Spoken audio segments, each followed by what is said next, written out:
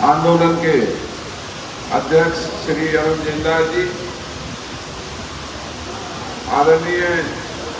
हमारे भाई चौधरी रघुवीर सिंह तेवतिया जी, आदरणीय बहुत ही सत्कार के योग हमारी बहन शशि तेवतिया जी और मैडम लामा जी, समिति के अध्यक्ष और इलाके के आह्वान जी और उनके सभी साथी गण, यहाँ कटने से भाई राकेश और हमारे आदरणीय चौधरी निरंजन जी, यहाँ उपस्थित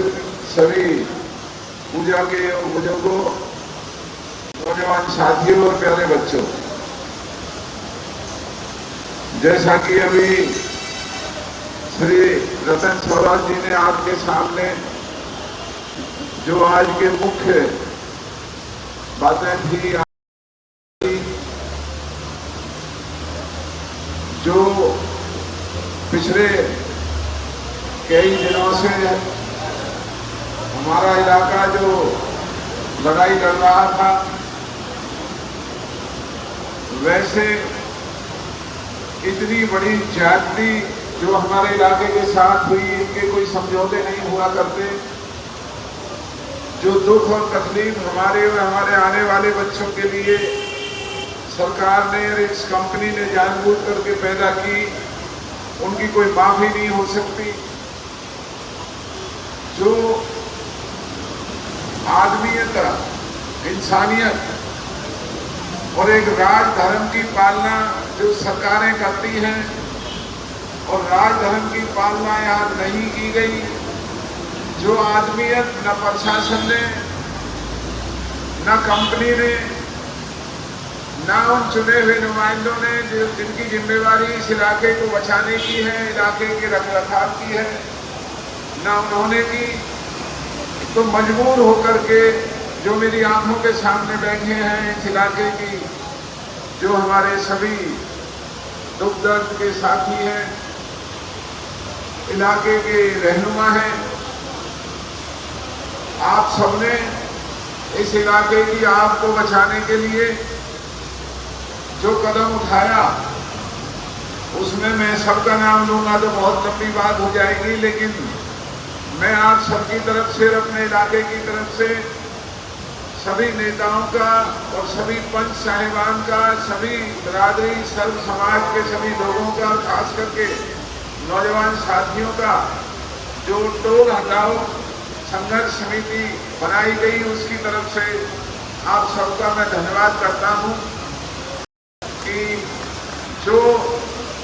छुटवैयापन सरकार प्रशासन दिखाता रहा, डर और भय का माहौल बनाते रहे, हमें आपस में बांटने का जो साहस करते रहे, और तपती लहू में भी बड़ी उम्र के उम्र दराज बुजुर्गों को यहाँ बिना चारपाई, बिना कुर्सियों के सड़क के ऊपर बैठना पड़ा, ना खाने का कोई इंतजाम, ना पीने का कोई इंतजाम। और हमारे इलाके के जो बुजुर्ग और भाई इलाके की हमदर्दी में यहाँ बैठे रहा करते थे, वहीं हम यहाँ से जब देखते थे कि हमारे ही अपने इलाके के कई भाई गाड़ियों में बैठ करके हंसते हुए हमारे धरने का उपहास करते हुए जाया करते थे, उन भाइयों से ये भी नहीं बनता था कि गाड़ी को रोक करके, और इस धड़कती गर्मी में अगर बहन बेटियां, हमारे बुजुर्ग भाई बैठे हैं, तो कम से कम यही पूछ लेते, भाई कोई दिक्कत है, क्या तकलीफ है, क्यों बैठे हो, कोई हमारा सेवा बताओ। क्योंकि ये लड़ाई किसी एक व्यक्ति की लड़ाई नहीं थी, ये तकलीफ के किसी एक गांव की तकलीफ नहीं थी। सबसे बड़ी तकलीफ हमारे आत्मसम्मान की थी, उस आत्मसम्मान की कि ये जो प्रोजेक्ट दिल्ली से आगरा तक का जो निर्माण हुआ है, ये किसी सरकार के खजाने से इसमें एक पैसा नहीं लगा। ये निर्माण दिल्ली से आगरा 6 लेन का कार्यक्रम बना कि भाई कोई धनाढ्य कंपनी आए और इस सड़क का निर्माण करे, और सड़क का निर्माण होने के बाद 2036 तक इस इलाके को जितना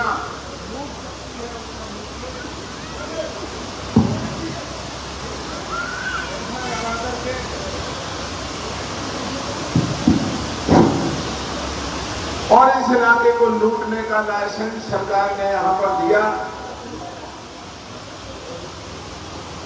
अगर ये कंपनी शर्तों के मुताबिक इस 6 लेन प्रोजेक्ट को बना देती तो हमारे इलाके को कोई तकलीफ नहीं थी और हम बड़े राजी होकर के जितना पैसा ये मांग रहे हैं टोल का, हम उससे भी ज्यादा देने में हमें कोई दिक्कत नहीं थी। लेकिन दिक्कत जब बनी, जब जिस कारण से ये 6 लेन बनाया कि भाई ऐसा 6 लेन बनेगा जो रास्ते की रुकावटें दूर हो जाएंगी, जाम लगते हैं जाम खत्म हो जाएंगे, वाहनों को कहीं रुकना नहीं पड़ेगा, आराम से वाहन निकलेंगे, ना लोगों को कोई दिक्कत होगी। सड़क को बनाने की ये शर्तें थी। लेकिन आज भी इलाके की लुटाई होती रहेगी, लेकिन हमारे जाम वहीं के वहीं लगे हुए नजर आ रहे हैं, हमारी दिक्कतें वहीं के वहीं नजर आ रही हैं। और मैं धन्यवाद करता हूं इस इलाके के सभी साथियों का। अगर आप लोगों ने हिम्मत ना दिखाई होती, अगर आप लोगों ने साहस ना दिखाया होता, मिलकर के इस लड़ाई को लड़ने का अगर आप लोगों ने ये आह्वान ना किया होगा, तो भारतीय जनता पार्टी के मंत्री और नेता रोज कारों में बैठ करके फोटो खिंचवा करके ये दुहाई दे रहे थे कि उन्होंने यहाँ पता नहीं कितना बड़ा काम कर दिया है, सड़कें बना दी हैं, पुल बना दिए हैं, लोगों के ऊपर जजिया कर लगा करके नाम दे करके जो कभी विरोध किया करते थे, वही भारतीय जनता पार्टी के नेता आज मंत्री बनकर के हमारे ऊपर 315 रुपए का जजिया कर लगा करके उसकी वाहवा लेने की कोशिश कर रहे हैं। और जब हमारे नेताओं ने, हमारे सभी साथियों ने इस सारी बात को समझा कि क्या धोखा इस इलाके के साथ किया गया है, और जब ये आवाज उठने लगी और आप लोगों की हिम्मत से जब यह धरना चलने लगा, तो वो भारतीय जनता पार्टी के नेता गायब हो गए। जो रिलायंस और क्यूब कंपनी के दास बने हुए थे,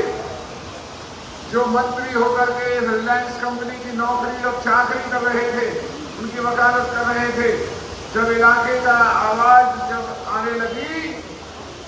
तो वो नदारद हो गए, दिखाई देने बंद हो गए।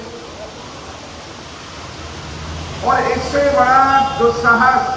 कोई हो नहीं सकता था। जो अत्याचार गजपुरी गांव के, अत्याचार तो सारे इलाके के साथ हो रहा था,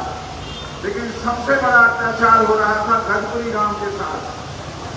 जिस गांव की जमीन पर जबरन कब्जा करके आज शहरों में, गांवों में किसी की जरा सी भी जमीन अगर दूसरे के कब्जे में आ जाती है तो पीले पंजे चलते हैं, पुलिस और प्रशासन आकर के खड़ा हो जाता है। गजपुरी गांव की बेशकीमती जमीन, जो गांव ये कह रहा है कि हमारी जमीन को एक्वायर ना किया जाए, हमारे आने वाले समय में हमारे बाल बच्चों का सहारा ये जमीन रहेगी, लेकिन एक्वायर करना तो दूर रहा, बिना गांव की इजाजत के। और ये लुटेरों ने, कंपनी ने, भारत सरकार ने ये ढांचा खड़ा कर दिया। और गांव वाले अगर जाते तो गांव वालों पे कभी कोई डीसी, कभी कोई अधिकारी ऐसे बात कर रहा था कि जैसे गांव वाले तो यहां कोई मायने नहीं रखते हैं, आंख दिखा करके गांव वालों से बात करते थे। तो अगर ये आंदोलन आपने न चलाया होता तो सारे इलाके की जाति के साथ, जो सबसे बड़ी जाति गजपुरी गांव के साथ हो रही थी, उसका आने वाले समय में हमारे पास कोई जवाब नहीं होता। हमारे बाल बच्चों को भी सर झुका करके ये मानना पड़ता कि हाँ, अगर हमारे इलाके के साथ जाति होती है तो शायद हम सर झुका करके उस जाति को बर्दाश्त करते हैं। लेकिन धन्य है गजपुरी गांव की बस्ती, जिन्होंने इलाके का आह्वान करने के साथ जो उन्होंने यहाँ आपसी मतभेदों को मिला करके अपनी पार्टीबाजी को समाप्त करके इस आंदोलन को जो राह दिखाई, आंदोलन में जो कंधे से कंधा मिला करके उन्होंने लड़ाई लड़ी। तो आज जैसा मैंने पहले कहा कि हमारा जो, जिसे हम अब आज समझौता कह रहे हैं, वो समझौता हमारे इलाके की मजबूरी है।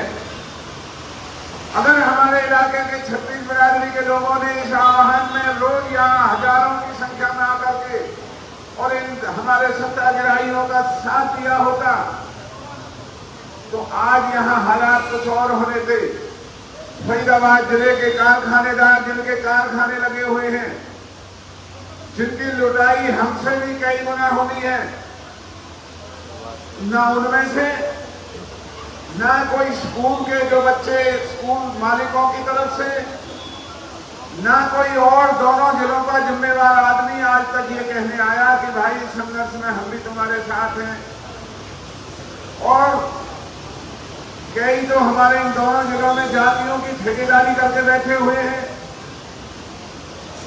कि कई जातियां अपने आप को भारतीय जनता पार्टी का गुलाम बना करके और उनके अंधभक्त बन करके इस इलाके को लुटवाने में अगर कोई हरकत हो रही है तो उनके कान पर जो नहीं रहती है। तो ये समझौता जो हमारे इलाके के जिनके अंदर गैरत थी, जिनके अंदर इस इलाके की लिहाज थी, जिनके अंदर आने वाली पीढ़ियों के लिए बनाने वाले रास्ते की ललक थी, उन्होंने यहां बैठ करके सरकार की जो गीदड़ भड़कियां थी, जो प्रशासन की यहां धीनावस्थी थी, जो ये कंपनी लुटेरे कंपनियों के जो आंख मिचौनी, कभी अधिकारियों का ईमान खरीद रहे थे, कभी सरकार का ईमान खरीद रहे थे, कभी कोई हरकत करने की साजिश कर रहे थे, उन सबको आप लोगों ने जो घुटने टिकवाने का काम किया, मैं बधाई देता हूं आप लोगों को, जो आप लोगों की हिम्मत और साहस ने सरकार, प्रशासन और इस लुटेरी कंपनी को दिन में काले दिखाने का काम किया।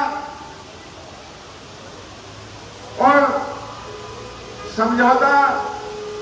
जैसा मैंने कहा, जो टोल हटाओ संघर्ष समिति का जो इलाके के साथ सबसे बड़ा धोखा था बल्लभगढ़ के पुल का, जो बल्लभगढ़ का रेलवे पुल है वो 6 लेन का बनना था, लेकिन कंपनी उसको धता बता करके सैकड़ों करोड़ रुपए को भारत सरकार और उनके NHAI और ये कंपनी वाले हजम कर गए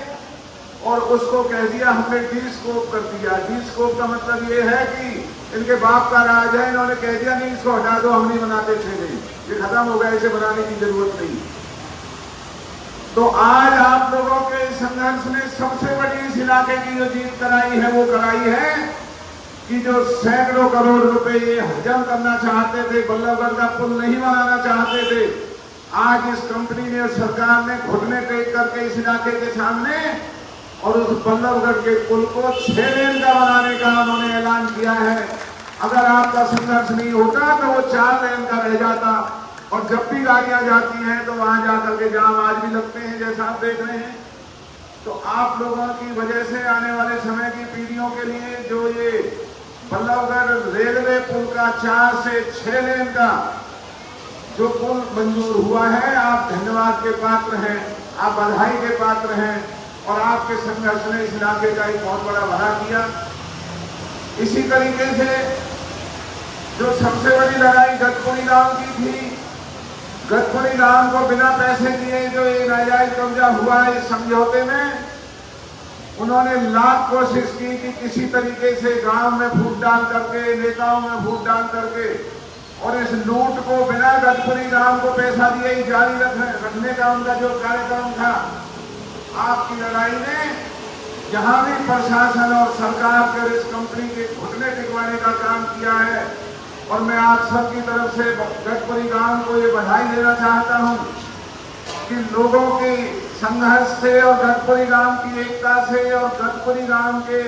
दिन और रात के यहाँ के धरने से और उनकी लगन से एक बहुत बड़ी कामयाबी मिली है कि इस कंपनी ने, सरकार ने गलती मानते हुए, घुटने टेकते हुए ये फैसला किया है कि जो गतपुरी गांव की जमीन का मुआवजा है वो मुआवजा गांव के लोगों को दिया जाएगा और उसके लिए समय सीमा जो तय की गई है उसके मुताबिक उन्होंने कागज बनाने भी शुरू कर दिए। फिर जो हमारे सामने आरोही स्कूल है, उस आरोही स्कूल को के भविष्य को खराब करने में भी इन्हें शर्म नहीं आई। जहां हमारे बाल बच्चे पढ़ाई करेंगे, ये टोल जो 60 किलोमीटर के अंदर तक बन नहीं सकता था, केंद्र सरकार का अपना कानून है, 60 किलोमीटर की सीमा में बनाया और ऐसी जगह बनाया जहां सामने स्कूल चलता है, बच्चे पढ़ते हैं, अध्यापक आते हैं।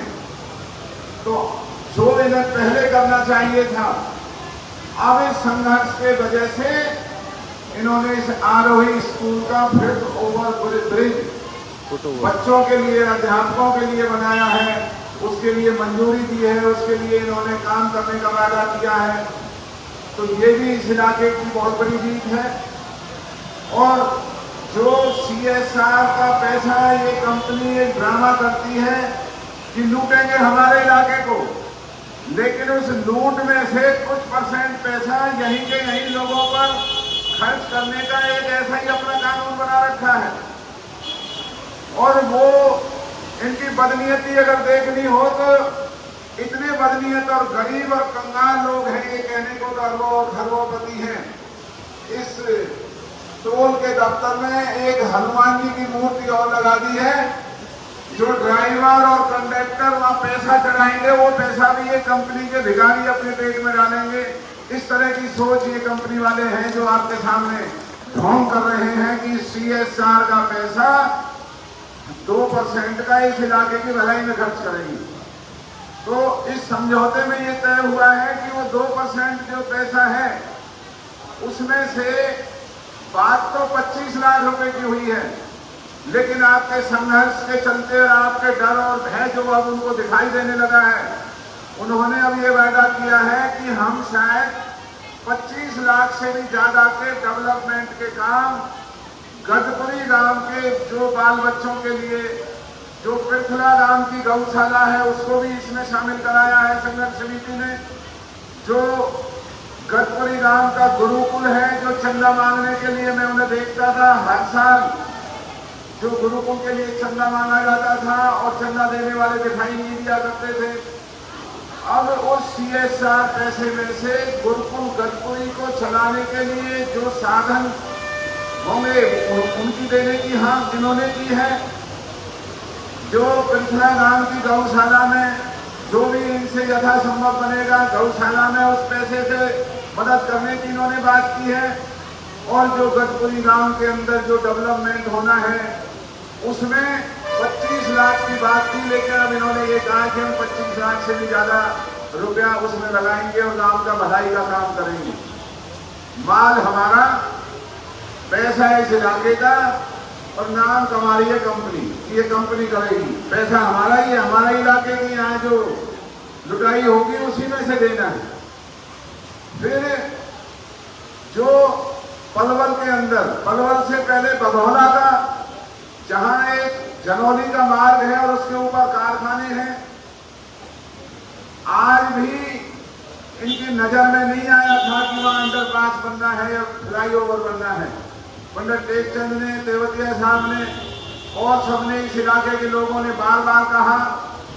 लेकिन कंपनी और सरकार को नजर नहीं आया, केवल टोल लगाने की उनको होड़ लगी हुई थी। अब आपके डर और आपके भय से, आप लोगों की ताकत के सामने घुटने टेकते हुए इन्होंने ये बात मंजूर की है कि बघौला में भी फ्लाईओवर या अंडरपास वहां पर बनाया जाएगा। फ्लाईओवर वो अंडरपास ही होता है, नीचे से आगे निकलेंगे, ऊपर से बाहर निकलेंगे। तो बघौला गांव में भी आप लोगों के भय और आप लोगों के संघर्ष ने इस कंपनी को और इस सरकार को मजबूर किया है कि वहां पर फ्लाईओवर गांव के लिए नहीं, पूरे इलाके के लिए बनाया जाएगा। जो पलवल शहर में 6 लेन का जो ऊपर फ्लाईओवर बनना था, में जो धोखा इस कंपनी ने और सरकार ने हमारे साथ किया है, उसे हमारी आने वाली संतानें भी माफ नहीं करेंगी। 12 साल लगातार पलवल के और आस पड़ोस के लोग जामों में फंसे रहे। इस तमाम सड़क का निर्माण शर्तों के मुताबिक 3 साल में होना था और 12 साल में भी इस सड़क का निर्माण पूरा नहीं हुआ और पलवल के और इन सारी जातियों को करने के बाद आगे फुलवाड़ी का पुल, उससे आगे मुंडकटी का। तो आज आपके संघर्ष ने इन बेईमानों को ये मजबूर किया है कि फुलवाड़ी का भी अंडरपास बनेगा, मुंडकटी का भी अंडरपास बनेगा, कोई फ्लाईओवर बनेगा और जो बाई लेन्स और जहां जहां भी जो कमी है, कहने को ये कहते हैं कि पलवल का नीचे हम रेड लाइट लगाएंगे, हम ये करेंगे वो करेंगे, लेकिन पलवल के साथ जो धोखा इन्होंने किया है उसका कोई समाधान ये कंपनी या ये सरकार कोई ऐसा करती हुई नजर नहीं आ रही है। बहरहाल जो सबसे बड़ी आज की पंचायत से जो अनुमति की बात है, जैसा मैंने पहले कहा, गुस्ताखी इतनी बड़ी है, शरारत इतनी बड़ी है कि इस देश का सारा कानून छोटा पड़ जाएगा। अगर इनको दंडित और इनको सजा देने की नौबत आए तो देश का कानून भी छोटा पड़ जाएगा, अदालतों के हुक्म भी कम रह जाएंगे। लेकिन हमें रात में ऐसे इलाके में हम और आप रह रहे हैं जहां एक तरफ आप जैसे भाई हैं जो लड़ने मरने के लिए किसी भी कुर्बानी के लिए तैयार हैं, दूसरी तरफ हमारे इलाके के ऐसे लोग हैं जिन्हें कोई मतलब नहीं, वो फेस टाइम और फेसबुक पर ना जाने घर में बैठ करके क्या क्या लिखते रहेंगे, दोषारोपण करते रहेंगे, अखबारों में बयान देते रहेंगे, लेकिन यहां आकर के लोगों की हिम्मत बनाने का काम नहीं कर सकते, उपहास कर सकते हैं, मजाक और मखौल उड़ा सकते हैं, इलाके की एकता को खंडित करने की षड्यंत्र कर सकते हैं, लेकिन इलाके की ताकत को बढ़ाने का काम नहीं कर सकते। वो लोग हमेशा से इस इलाके के ऐसे लोग दुश्मन माने जाएंगे जिन्होंने इलाके के संघर्ष के दिनों में मदद करने की बजाय उल्टा इस इलाके का मखौल उड़ाया, और जो इस इलाके को उजाड़ना चाहते थे, चाहे वो सरकार के मंत्री हैं, प्रशासन के अधिकारी हैं, कोई भी हमारा इस इलाके का साथ ना दे करके उनका गुलामी करने का जिस तरह से उन्होंने हरकतें की है, उनको आने वाला समय और ये भगवान देखेगा जो वो इस इलाके के साथ जो नहीं करता है और जो उन्हें करना चाहिए। तो अब अगर आप सबकी इजाजत है, और सबसे पहले तो जैसा रतन सिंह सोनो जी ने कहा, सबसे बड़ी इजाजत तो हम गतपुरी गांव से मांगना चाहते हैं। इनकी साजिश ये थी कि पलवल शहर को 315 के टोल में रखा जाए, क्योंकि वहां गाड़ियां ज्यादा हैं, और यहां की सरकार ने कई गांवों को तो ऐसों को यहां इसमें लिखवाया है जो जिनका हक बनता है, उनका हक काट करके और दूर दराज के गांवों को केवल अपनी वोट बनाने के लिए, केवल जातियों को राजी करने के लिए ऐसे ऐसे गांवों के नाम लिखवाए हैं जिन गांवों का यहाँ को लेना नहीं, को देना नहीं, को आना नहीं, को जाना नहीं, लेकिन वो यहाँ भी राजनीति कर रहे थे। और सरकार के मंत्री 315 रुपए इस इलाके को लुटवा करके और अखबारों में बयान दे रहे थे कि हमने 315 का पास 20 किलोमीटर के इलाके में बनाने की हमने सरकार की तरफ से दबाव बना करके सुविधा कर दी है, जबकि इन्हीं गद्दारों की वजह से इस कंपनी की ये हिमाकत थी जो बिना सुविधाएं दिए और इतनी मोटी रकम हमारे ऊपर लादी जा रही थी हमारे इलाके को लूटने के लिए। लेकिन मैं आप सबको इस बात के लिए बधाई तो नहीं देना चाहूंगा, लेकिन जो आपका ये संघर्ष ना होता, अगर आप लोगों की ललकार ना होती, अगर आप लोगों का भय ना होता, अगर यहाँ पर बैठे हुए सभी नेताओं की एकता और आपस में विश्वास और प्यार ना होता, तो आज हमारी लुटाई सब कुछ खोने के बाद भी 315 रुपए हमारे इलाके के बाल बच्चों की लुटाई होनी थी। लेकिन आप लोगों की ललकार ने, आप लोगों की एकता ने, आप लोगों की ताकत ने फिर से भारत सरकार का मुंह काला किया और इस कंपनी और प्रशासन को ठेंगा दिखाते हुए आज आपकी ताकत का यह असर है कि जो हमारे बच्चों को 315 में लुटवाने की जो झूठी बढ़ाई ले रहे थे, आज आपकी एक ललकार में वो 315 से घटा करके वो 200 रुपए का जो पास है वो महीने भर का यहां से बनवाने का इस कंपनी ने मानने का ऐलान किया है। और जो आज ये फैसला आपके सामने रखा जा रहा है,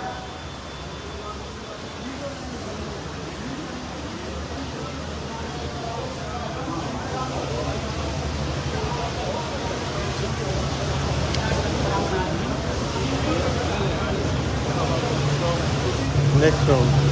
कोई बात नहीं।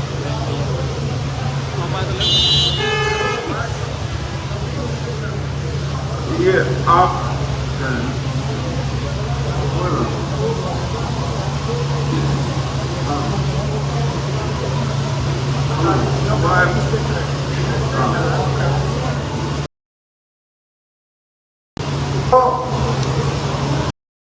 जो 3 किलोमीटर का दायरा और 6 गांव जो अखबार में शायद एक गांव रह गया, कोई एक तो गांव उसमें रह गए, उनमें उन गांवों को जोड़ने की बात है।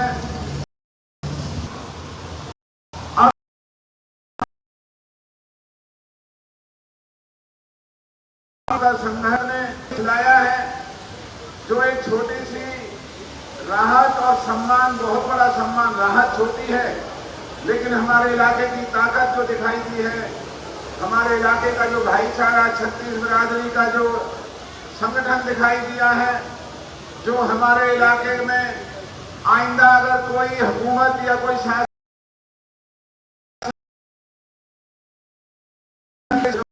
करना चाहेगी तो आपका ये संघर्ष उन्हें याद दिलाता रहेगा कि अगर तो इलाका कभी भी खड़ा होगा, सबक सिखा सकता है। तो ये जो समझौते की बातें आपके सामने रखी हैं, मैं सबसे पहले जो गजपुरी गांव के हमारे भाई और बुजुर्ग हैं जिन्होंने एक मिसाल पैदा की, हमें भी राजनीति में और इस इलाके की और प्रदेश की सेवा में बहुत लंबा अरसा हो गया, लेकिन मैं धन्यवाद देता हूं दिल की गहराइयों से एक ऐसी बस्ती जिन्होंने जहां जो एकता का परिचय दिया, जो अपने इरादों से जो लड़ाई लड़ने में इलाके को साथ लिया, जो आपसी दुख और तकलीफ को भुला करके भी और जो भय और डर का साया यहाँ बना रहता था उस सब की परवाह किए बगैर जो यहाँ इन्होंने गजपुरी गांव के भाइयों ने इलाके के सम्मान को बहाल किया है, तो सबसे पहले क्योंकि आह्वान गजपुरी गांव का था, इलाके ने साथ दिया गजपुरी गांव के आह्वान पर, तो मैं गजपुरी गांव के सभी सरदारों से ये इजाजत लेना चाहता हूं कि ये जो बहुत छोटा एक आपके संघर्ष की वजह से इस इलाके का जो नुकसान बचा है और बहुत बड़ा इलाके का सम्मान बना है, तो आज इस समझौते पर क्या गजपुरी गांव के बुजुर्ग और भाइयों की सहमति है? तो आपका बहुत बहुत धन्यवाद। जब आपकी सहमति है तो फिर सारा जो इलाका यहाँ खड़ा है आपकी वजह से और आपके प्यार में, दुलार में, तो ये सहमति हम तमाम जो इलाके के हमारे छत्तीस बिरादरी के भाई दिन और रात जो यहाँ आते रहे, दूर दराज के गांव के बुजुर्ग और भाई आते रहे, तो हम ये सहमति सभी भाइयों की मान करके और आप सबकी इजाजत से इस बात को आज हमें ये सुना करके जो हमने आज यहाँ से अपना ये धरना समाप्त करना है, तो आप सबकी इजाजत है कि धरना आज बेशक समाप्त कर दिया जाए। आपका बहुत बहुत धन्यवाद है। और मैं जहां सबका धन्यवाद कर रहा हूं, जो इतनी बहन बेटियां हमारी शशि बहन जी और दूसरी बहन बेटियां यहाँ लाती थी, और इतना आसान भी गाँव की हमारी बहन बेटियों ने तो कई दफा उनका इतना बड़ा एहसान है कि उन्होंने यहाँ आकर के जो दबदबा बनाया, हमारे इलाके की बड़ी बस्ती है। और किसान संघर्ष के हमारे साथी महेंद्र चौहान जी, सोहनपाल जी और उनके सभी साथी हमारे तमाम आस पड़ोस के गांवों के सभी बिरादरी के सरदार नौजवान साथियों ने जो यहाँ योगदान दिया, ये इलाका हमेशा आपका एहसानमंद रहेगा। और मैं अपनी बात खत्म करूं उससे पहले आखिरी दो बात आपके सामने और रखना चाहता हूं कि ये कंपनी और सरकार इतने मक्कार और इतने बदमाश हैं कि आज आपके डर और दबाव में हो सकता है इन्होंने घुटने टेक दिए हैं, लेकिन अगर इन्होंने कोई हिमाकत अपने इस समझौते में की, अगर इन्होंने अपने वचन से, अपने वादे से, अपने जो इलाके के लोगों को इन्होंने जो ये दिखाया है, काम करने का जो वादा किया है, अगर ये पीछे हटे तो मेरे बुजुर्गों और भाइयों हो सकता है, हालांकि हमारा इलाका इस तरह के जो संघर्ष और उनमें ज्यादा बिना वजह रुचि नहीं रखते, लेकिन अगर फिर से इन्होंने कोई ऐसी हिमाकत की तो हो सकता है कि इनका जवाब ठीक करने के लिए एक दफा फिर हमें यहाँ पहुंचना पड़े। तो उसके लिए भी आप सबकी इजाजत रहेगी। और जो पलवल का जो पुल है, हमने कंपनी की बैठक में भी कह दिया था और आपके सामने भी मैं कह रहा हूं, हमारा धरना समाप्त हो रहा है। जो लेकिन पलवल के पुल की लड़ाई है, वो लड़ाई हमारी कानून की अदालत में जारी रहेगी और हम उसे कानून में से, अदालतों से, जो भी इस देश के न्याय के जो दरवाजे हैं, हम शांतिपूर्ण प्रिय तरीकों से 700-800 करोड़ रुपए बचा करके हमेशा के लिए पलवल शहर और उस इलाके के बाल बच्चों के साथ जो धोखा किया है इस भारतीय जनता पार्टी की सरकार को और इस कंपनी को, उसकी कोई माफी नहीं है। और अब वो हमने कंपनी को बताया, हम अपने उस हक और हकूक के लिए कानूनी न्यायालय का दरवाजा खटखटाते रहेंगे और हम उम्मीद करते हैं कि वहां का भी न्याय इस इलाके के साथ जरूर होगा अगर आप सबकी कृपा रही। अभी आज अखबारों में और कई जो देश टाइम और जो ये छुटभइये आदमी, अभी कोई कह रहा है कि धरना क्यों समाप्त किया गया, ये बात ऐसे क्यों की गई। कई कह रहे हैं कि अगर वो धरना चलाएं तो हम आएंगे, नहीं तो हम चलाएं तो वो आए। तो हमारे इलाके का धरना समाप्त हो रहा है इलाके के हित में, और फिर से भी अगर धोखा हुआ तो लड़ाई लड़ी जाएगी। लेकिन अगर कोई और इस इलाके का नेता या इस इलाके का कोई संगठन या कोई और भाई ये समझता हो कि हम न्याय नहीं कर सके, हम इलाके की लड़ाई नहीं लड़ सके,